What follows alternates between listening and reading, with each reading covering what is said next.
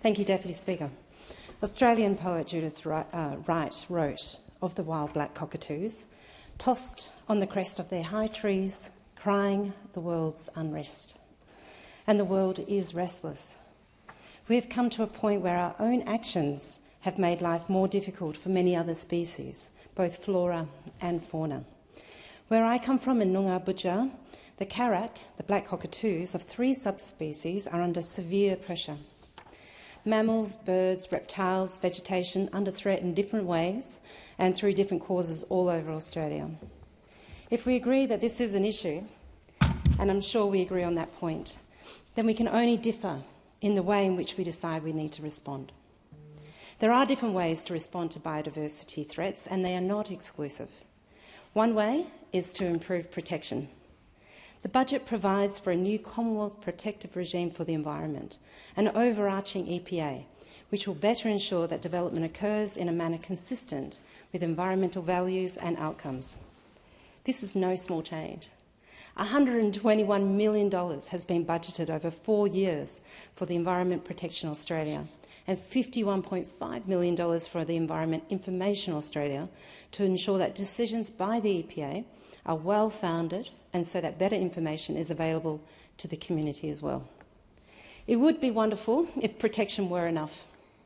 The parlous state of many of our environments tell us that we do need to do more. Members are often on their feet in this place speaking of evidence-based policy, and that is fair enough. We should always look for evidence to underpin our policy making in health, education, in every area of government. Failure to base our policy making on the best available evidence leads inexorably to ills such as the terrible delays in this country taking proper climate action, with this Labor government now having to play catch-up. Protection has not been enough. The evidence for this is contained in many places, in the hills and the valleys, in our towns and waterways, in the diminishing count of many species that once flourished in this country. It is contained in the Samuel Report. In October 2020, Graham Samuel stated that Australia's natural environment and iconic places are in an overall state of decline and are under increasing threat. And he called for actively restoring the environment and facilitating the scale of investment needed to deliver better outcomes.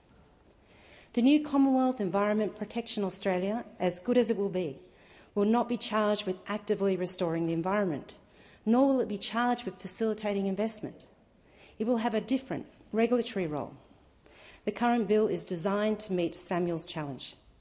He stated further that the scale of the task ahead is significant and is too large for governments to try to solve alone. To support greater collaboration between governments and the private sector, new mechanisms are needed to leverage the scale of investment that will be needed for decades to come. We already engage positively as a society with nature through cultural activities like hiking and camping. We engage positively through laws and regulations designed to protect, and the budget goes further than ever before in that regard, as I mentioned earlier. This bill for a nature repair market seeks to allow more people to engage positively with nature through the economy by making the repair of nature more visibly and actively an economic good. It encourages those who already do this work to do more and to receive benefit, and it encourages more people, businesses, not-for-profits, associations, councils, Indigenous organisations and companies to engage. I have heard the usual wobblies from some members opposite that the scheme will somehow be compulsory. It isn't. That it will eat up valuable farmland. It won't. Members need to catch up. On April the 29th this year, I attended an incredibly informative workshop hosted by the knowledgeable Chris Ferreira, founder of the Forever Project. That organisation is proud to have provided environmental education to over 130,000 people over the last 30 years. Chris taught us how to create our own patch of rural paradise through healthy soil, water and land management. So to be able to have shared detail with the workshop attendees of the government's nature repair market plan gave life to those ideas, gave hope to those landholders as to how they could enact that change to restore their land by having the backing of those businesses, those not-for-profits, those community organisations, through the unlocking of their share of the $137 billion that this is forecast to provide, to be able to put into practice that nature restoration that Chris spoke to. And there are dozens of environment groups within the peri-urban electorate of Hasluck, each with a particular focus too.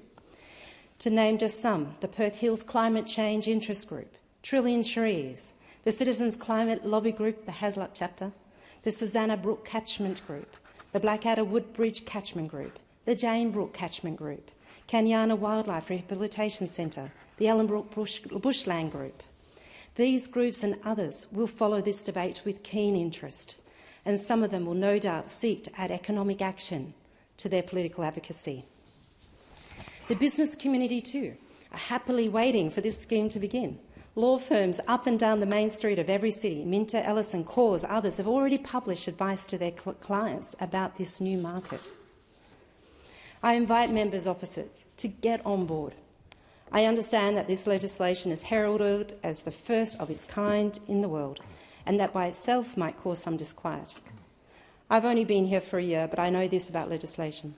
For every piece of legislation, sometime, somewhere, it was the first of its kind. Pensions, universal education, Medicare, superannuation. Some innovative person somewhere came up with an excellent idea, and then everyone else copied them and then later called it normal, even mundane. It's okay to be first. It's wonderful.